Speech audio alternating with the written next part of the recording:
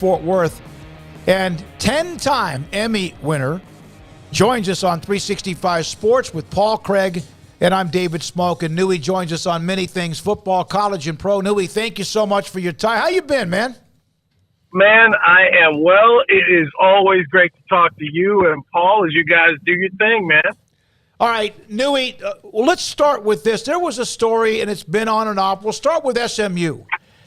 It's been quiet because obviously the Pac-12 doesn't know what their future is or when they're going to pull the trigger if they get something legitimate to get done on TV. What are you hearing lately about SMU, if anything at all? Great question. Got a contact over that works in the Pac-12 office. The first thing you got to figure out, what is the TV deal? Okay? So they got to figure that out. What's the deal? Do they like it? The next thing is after here's the TV deal, how many people are going to lock in and say, let's roll together?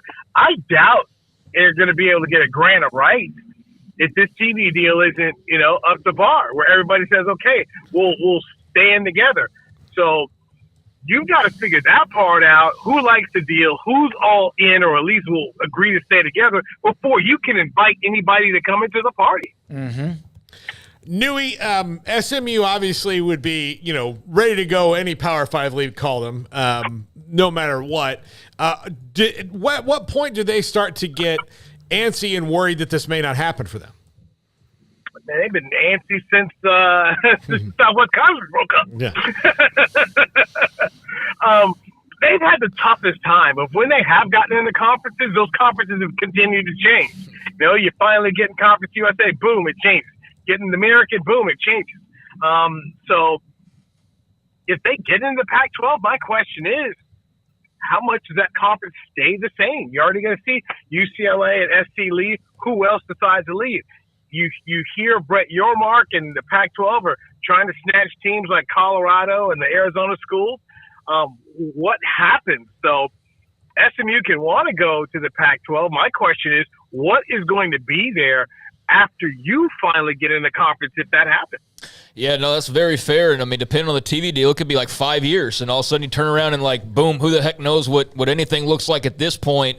Newy, I know you're based there in Dallas, but I know you're not afraid to throw your opinion out there either.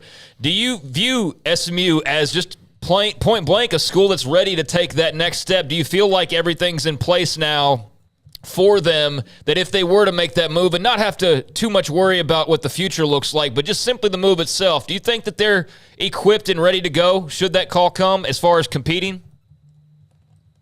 It's not. Here's my thing. The competition is one thing, but put together what's needed. The Pac-12 needs to get into the Central Time Zone. So SMU is going to help them from that standpoint. They need to get into Texas. So there's a fit there. And along the way, as you go into a new conference and you do your part, you're able to lift both. So between San Diego State and SMU, who would basically replace UCLA and USC, there are needs and fits that are right there. The competition and all that'll be, that comes later. Rhett Lashley's trying to continue what Sonny Dykes did there. It'll help them a little bit. But, can you make bowl games being in the Pac-12? I believe they can. But the whole premise of, a lot of people want to give the TCU bar to SMU. Can they get to that level? I'm not thinking that should be the bar. The bar should be getting in the conference, being able to help the conference stay together. And I believe they'll compete just because, now you're able to sell to kids. You're in, a group of 5 league, which is something that they haven't been able to sell before. And, it's a big difference. Kids want to play in top conference. Newy, what would it mean, just like what it means to Houston to get back in a way, from what was the, obviously, Southwest Conference? They were left out of the Big 12. Now they're back in it. Or Cincinnati, UCF, Brigham Young. All 4 of these schools are thrilled to be a part of it because they're now officially in a Power 5 conference, and some have been waiting a long time. If, in fact, it happens, and the odds are still kind of, we're not sure, what would it mean actually to SMU? That you actually found your way through the desert, that you've wandered through the desert and you come out the other side. Really the same thing it meant to TCU, that, hey, we're legitimate again, that we're on the level of the other schools. for Utah, to get to the Pac-12 and seeing how that changed things for that university. So it's going to give a big boost to the longtime alums who wanted to say, hey, we used to be on this level and we're back. Newy, I'm curious. When I knew we were going to have you on the show today, you and I have spent a lot of time in press boxes and training camp talking ACC because we're both from that part of the country. And the ACC, and you had some schools, Florida State, Clemson, among them, starting to talk about unequal revenue sharing and all this. They don't have a malleable grant of rights at all, even though they can maybe say that, oh, we're working on that. What do you think the long-term future is for that league once they get in a realm where they can start talking about new media deals and all that, sometime in the next century? Man, it's rough sled. It's not a bad deal. Bottom line, you signed a bad deal. You got your network, but how many people are watching ACC network? When's the last time you watched it? I don't know. I mean, they've got a bad thing there, and it's not like Clemson and Florida State, who are complaining the most right now, can do anything. You can't go anywhere. You're stuck, essentially. And then the whole thing of, hey, well, who can you bring in? Hey, maybe can we get Notre Dame to come in and then rearrange the deal? I don't think so. I think these TV deals for a lot of these outside of the Big 12, the Big 10 and the SEC, you're just stuck. You're kind of where you are. And there's no incentive for ESPN or Fox to go open up any of these deals with the ACC. Why? What are you doing it for? It's not, your football, you got two schools of football that people are really, really saying, okay, we'll turn the TV on, that'll move the needle.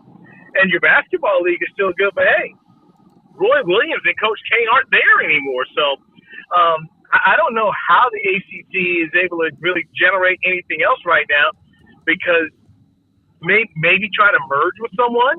Can they say, hey, look, we want to merge with the Pac-12 or we want to merge with the Big 12? Maybe. But other than that, I don't see how they're able to improve their lot right now. Newy, I know we'll pivot to Cowboys in a second, but I got to ask you because we haven't had you on. TCU, that run that they just went on, the draft this past weekend, 8 players to lead the way for the Big 12 and just a great class overall. What was that like to watch that, to watch Sonny Dykes take over in the manner that he did, replacing a legend like Gary Patterson? And there's so many facets to that run, but what was it like from your standpoint being close by and seeing all that? It was definitely surprising. There was no doubt. I did not expect this. People forget, Max Duggan was a guy they said was a backup quarterback and ends up making a run all the way to the Heisman. They just found every way everything that could. It's kind of like when Scott Drew won the national championship. Anything that you needed something to go your way, it went your way. You need talent, but you also need a little bit of luck to get you, to a place like that. So it was fun to watch. The kids definitely responded to what Kaz, the strength coach. I hear about Kaz all the time, man. Got a text today. They were praising and talking about Kaz and what he was able to do in the mindset that these kids had to go in there and win football games. So it was fun to watch. Let's see what happens, because you got a lot of players that aren't there. And it just, what you guys saw with Baylor after they won the Big 12 championship, the next year's a challenge because everybody's looking at you. People are saying, hey, look, what do you have? And, oh, by the way, TCU didn't win the Big 12. They made the college football playoff, won the Fiesta Bowl, but they didn't win the Big 12. So let's see if Chandler Morris can stay healthy and what he's able to do at quarterback, because the Big 12 is all about the quarterback. If you're trying to win the league or do something, your quarterback's pretty much going to have to be a first team, all Big 12 guy, if not the offensive player of the year in the college. Newy, Texas is a team that they get the recruits. There have been a couple of years, bumps in a row, where they weren't a top 10 class. They showed like there could be a simmering in a way that there's a smoldering last year, but even then there's a couple of things of disappointment. We've discussed this, and it's hard because they have been like team hype, but it does appear as if they're more in a position to truly be that team that a lot of people think. Do you agree? Offensive line's got to get better. They're young, so they're getting more mature. So the offensive line's got to be there. Quarterback's got to stay healthy. Once again, now if your quarterback plays at a first team All Big 12 level, then you're going to have an opportunity. Personally, I'm not sold on Sark as a head coach. Play caller, yeah. Head coach is a different kind of deal. Look at the track record at Washington, USC, and Texas. This is not a championship coach. You know, as a head coach, great play caller, head coach, a whole different kind of thing. And I'm not sold there. And until I see it, I'm not going to believe it. Newy, the Cowboys had probably a less than interesting draft by most fans' standards this past week. Like the Monty Smith defensive tackle, something they haven't done in the first round since Russell, Maryland. They picked a tight end while one that was maybe higher thought of was still on the board. What were your overall assessments of what the Cowboys did this past weekend? Great. So I was at the Star yesterday and got some answers to some questions. First off, on the tight end.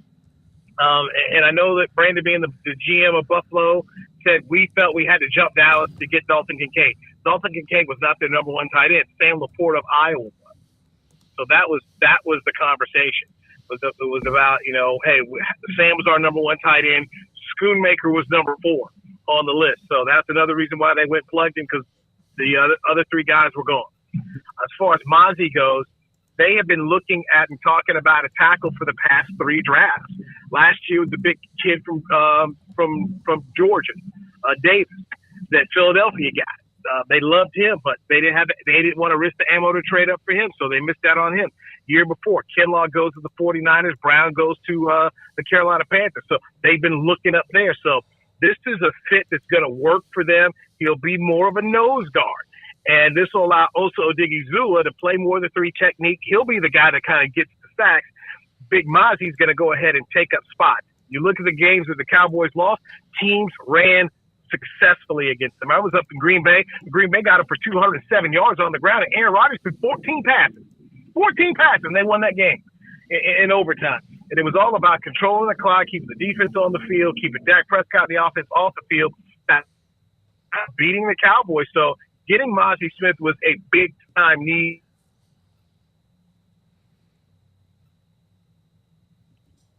Barr wasn't coming back. They need to get another player out there in that middle linebacker spot. And Leighton Vander Esch, while he had a good year last year, Leighton's got an injury. Yeah, he's had issues of missing some games, but he was good last year, and he needed to be good because of his contract situation.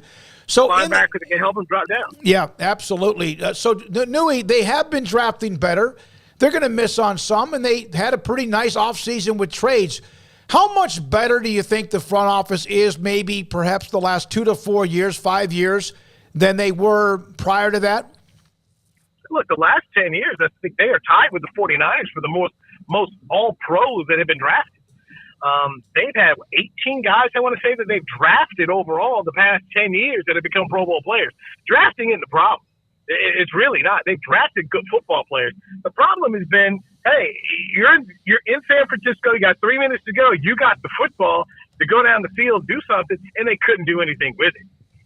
That's been the problem, is the execution and getting out here beating teams. And then when you want to beat a San Francisco and you can't stop the run, I'm sorry. That stuff can win you some regular season games, but when it comes down to beating the good teams, you have to have a stellar defense. I mean, think about it, Smokey. Name me a championship team that didn't have a good run defense. Yeah, I can't. There's not many. I'm not off the top of my head. I can't think of it. You got to be able to. You have to do that, because if you don't, then you get killed as well in the play action.